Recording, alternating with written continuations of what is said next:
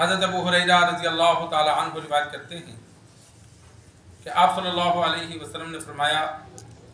پیر اور جمعرات کو اللہ کے حضور اعمال پیش کیے جاتے ہیں، میں پسند کرتا ہوں میرے اعمال اس حال میں پیش ہوں کہ میں روزے سے ہوں۔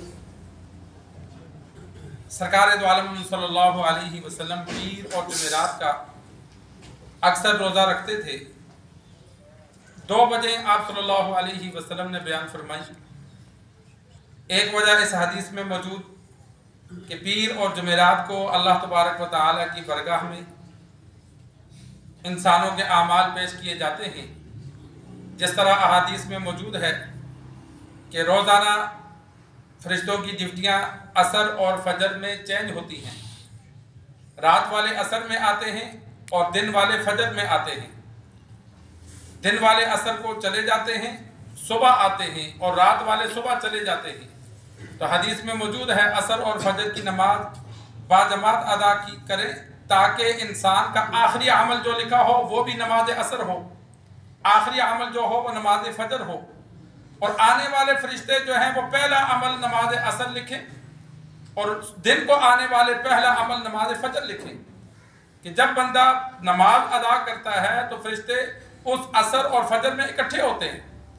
تو جو جانے والے ہیں وہ آخری عمل نماز لکھتے ہیں، جو آنے والے ہیں وہ ابتدائی عمل نماز لکھتے ہیں۔ تو اس بندے کا اعمال نامہ کتنا پیارا ہوگا کہ جس کے ہاتھ روزانہ کے عمل میں پہلا عمل ہی نماز ہوگا۔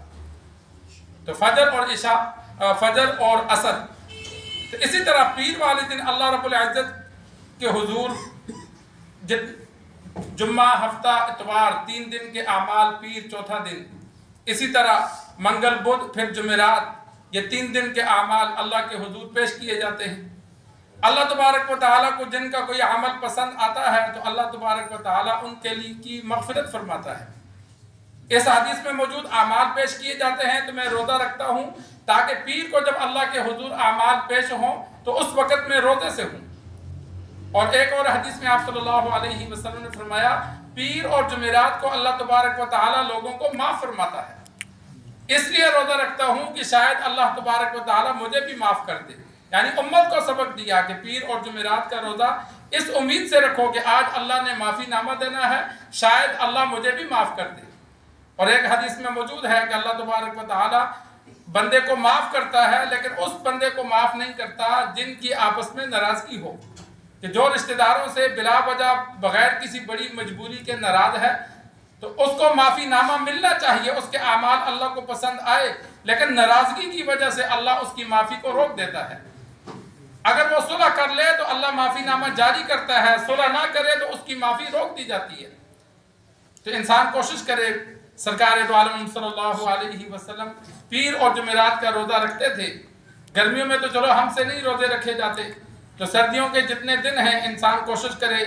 پیر اور جمعرات کے روزے کی اور قضا روزوں کی ادائیگی کی اور زیادہ سے زیادہ نفلی روزوں کے اہتمام کی، اگلے جہاں کے لیے کہ دنیا میں بھی اللہ تبارک و تعالیٰ فائدہ دیتا ہے اور اگلے جہاں میں انسان کا درجہ بڑھ جاتا ہے۔